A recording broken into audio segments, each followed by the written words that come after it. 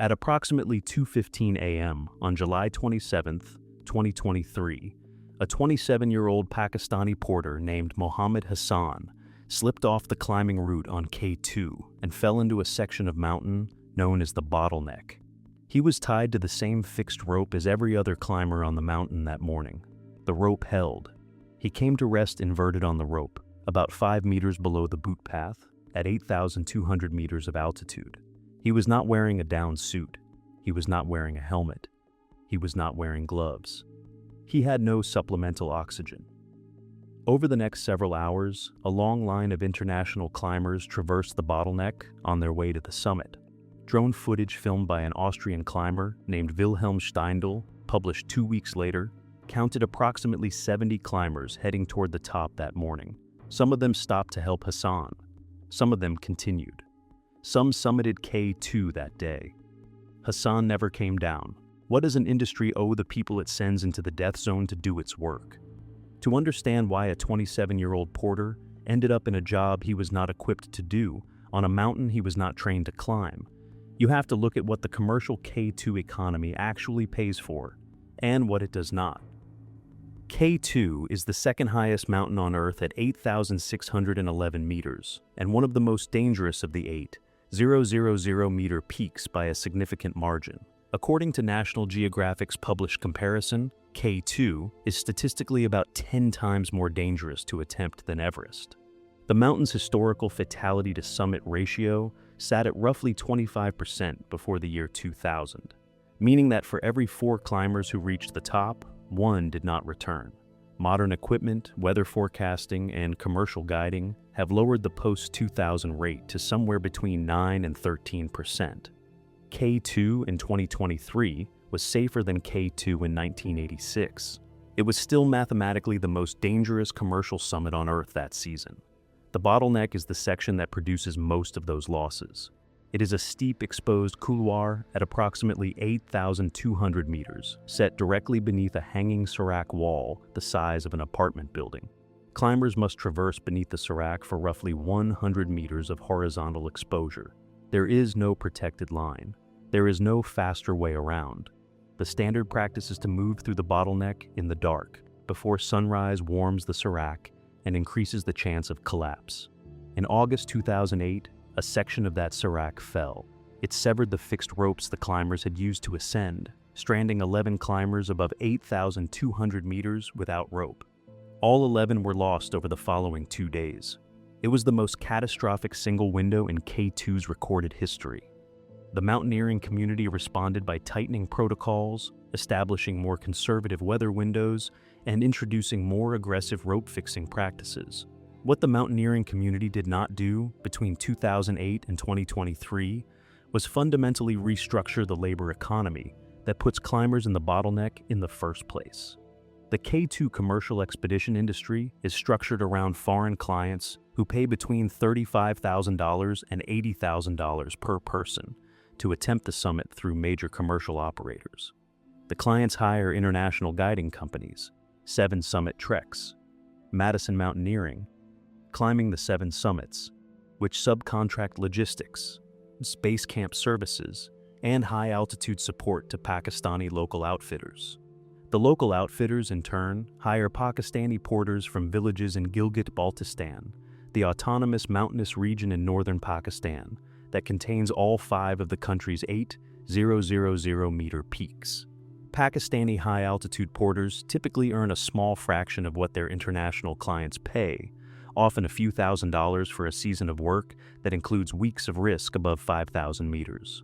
Day rate wages for low-altitude porters in 2024 were officially set at approximately 1,740 Pakistani rupees per day, equivalent to about $6.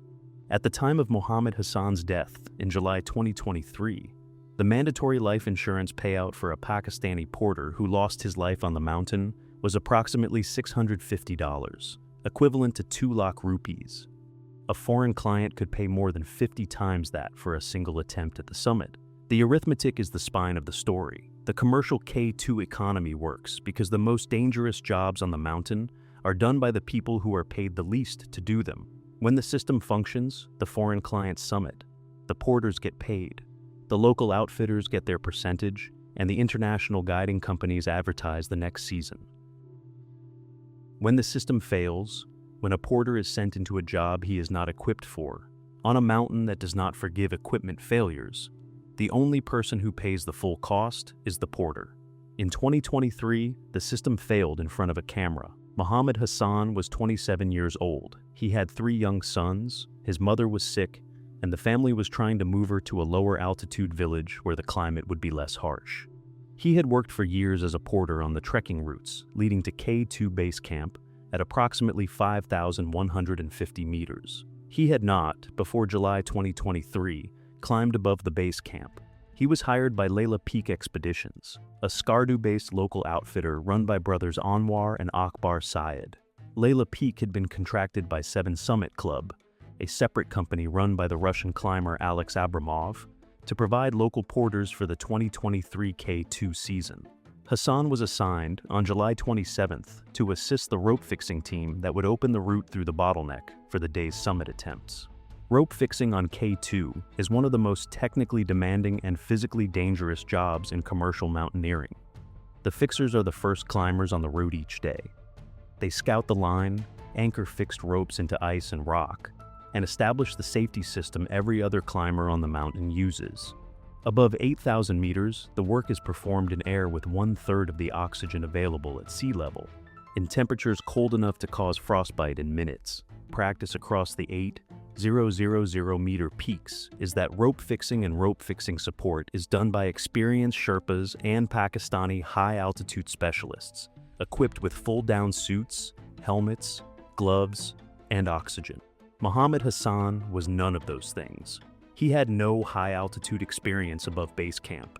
He was not equipped for the highest camps. At the rate the law required, he was, by every account that has subsequently emerged, sent into a job that should have been performed by a qualified high-altitude worker, because doing so was cheaper than hiring one. The Pakistani government's official inquiry, published on September 8, 2023, banned Layla Peak Expeditions from operating in Gilgit-Baltistan for 2 years. The stated reasons were 3: failure to equip the porter for the job he was assigned, hiring an inexperienced porter to operate above 8,000 meters, and failure to insure him at the legally mandated rate. The ban does not, by itself, change the economy that produced the decision. It marks the decision as illegal. It does not make it unprofitable. The drone footage that defined the international response to Hassan's death was filmed by Wilhelm Steindl, an Austrian climber who had aborted his own summit attempt because of weather. The footage shows a long line of climbers traversing the bottleneck. In one frame, a person in black trousers and a yellow jacket, Hassan, is visible at the bottom of the rope. Climbers are visible on the route around him. Some clipped past his rope, some stopped to help. Some continued upward. The footage was widely understood when it was published to show climbers walking past an injured man on their way to a summit. The truth, as the subsequent inquiry established, is more complicated and in some ways harder. Hassan was not abandoned at the moment of his fall. The team of Norwegian climber Kristen Harila, who was attempting that day to become the fastest person to summit all 14 8,000ers, was in the line of climbers behind him. Harila's team included her Sherpa partner, Tenjin Lama Sherpa, and her photographer Gabriel Tarso Silva. According to the Pakistani inquiry, Tarso, Tenjin, and Hassan's own companion, Hassam Shigri, rigged a 3-to-1 pulley system from their climbing gear and pulled Hassan back onto the boot path. The operation took approximately 45 minutes. Tarso shared his supplemental oxygen with Hassan. He gave him gloves. He gave him warm water. He stayed with Hassan for over 2 hours. Harila and Tenjin continued to the summit after about 90 minutes at the scene. Their stated reason was that the rope fixing team ahead of them had run into difficulties of its own. An avalanche had passed near them, and Harila judged that the fixing team needed support more urgently than Hassan needed her additional presence. She summited K2 later that morning and became, that day, the fastest woman to climb all 14 8,000ers. Tarso stayed. He ran out of oxygen. He had to descend to refill. As he left to refill his oxygen, he wrote later, he understood Hassan would not make it. Hassan did not survive the bottleneck.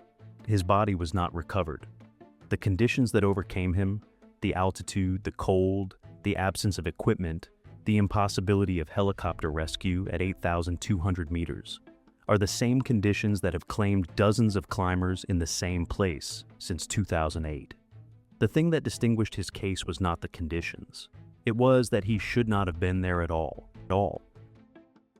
The drone footage did not show Harilla stepping over Hassan. It did not show Tenjin or Tarso doing so either. What it showed was a long line of summit-bound climbers on the route during a window in which Hassan was injured and being attended to. How many of those climbers passed his position after the rescue attempt began, what each of them saw, and what choices each of them made, those facts were never fully established by the inquiry. What is established is that some climbers continued to the summit while Hassan was still alive on the mountain. Whether their decisions were defensible, whether stopping to assist a porter they did not know, in conditions that endangered their own lives, was a moral obligation or an unreasonable demand, is the question the mountaineering community has been arguing about since. The inquiry cleared Harilla of personal responsibility. The international response to her summit was sharper than the inquiry. She was widely criticized in the press and on social media. She has defended her decision in multiple interviews, has acknowledged the broader systemic failures the tragedy exposed, and has supported a fundraising campaign for Hassan's family that has raised over $170,000 to date. The argument about Harilla is the argument the public wanted to have. The argument the public did not have is the one Hassan's case actually demanded. The honest closing argument is that Mohammed Hassan was lost because the commercial K2 economy is built on a labor structure in which the most dangerous jobs are performed by the people least equipped to do them, and that no individual climber's decision on the morning of July 27, 2023, could have changed that. Hassan should not have been on the bottleneck. He was not equipped for it. He was not trained for it. He was assigned to a job, assisting the rope-fixing team in the highest, thinnest air, that the international guiding industry pays specialist Sherpas and senior Pakistani high-altitude porters significantly more to perform. He was hired by an outfitter willing to substitute cheap labor for qualified labor. He was insured at a rate that left his family $650 in compensation for his loss. He was sent into the highest camps as the result of a series of decisions made by people who were not on the mountain that morning, and who were not the ones who paid the cost when the decisions failed. The question of whether Harilla should have stayed with him instead of summiting is not unimportant. It is the question that the drone footage made impossible to avoid. It is also a question that distracts from the larger one. The larger question is what the commercial mountaineering industry on K2, on Nanga Parbat, on Annapurna, and increasingly on Everest itself, owes the local labor that makes its summits possible. Some changes have followed. In late 2024, the Gilgit-Baltistan government raised mandatory high-altitude porter insurance to 2 million rupees, approximately $7,000, roughly 10 times the rate at the time of Hassan's death. New equipment and licensing requirements for porters working above base camp were introduced. Some local outfitters have improved their practices. Most have not. What did not change after the inquiry was the underlying economy. A foreign client on K2 in 2026 still pays between $35,000 and $80,000 for an attempt. A porter on K2 in 2026 still earns a small fraction of that to carry the gear, fix the ropes, and walk the most dangerous sections of the route ahead of the clients who paid. The asymmetry that produced Hassan's loss is the asymmetry that produces every season's losses. The asymmetry is the product. The clients are paying for it. In July 2024, less than a year after Hassan was lost, another Pakistani porter named Ser Mohammed lost his life on the K2 approach. He had developed acute mountain sickness at approximately 5,000 meters while carrying loads for a K2 expedition. The medical team requested a helicopter evacuation. The Army approved the request. The weather did not allow the helicopter to reach him in time. He waited 16 hours. He did not survive in a tent at Concordia. His insurance, like Hassan's, was not enough to cover a private rescue. Fellow porters carried his body home by mule. Mohammed Hassan was 27 years old. He was the lone breadwinner for a family that had hoped to move his sick mother to a warmer village.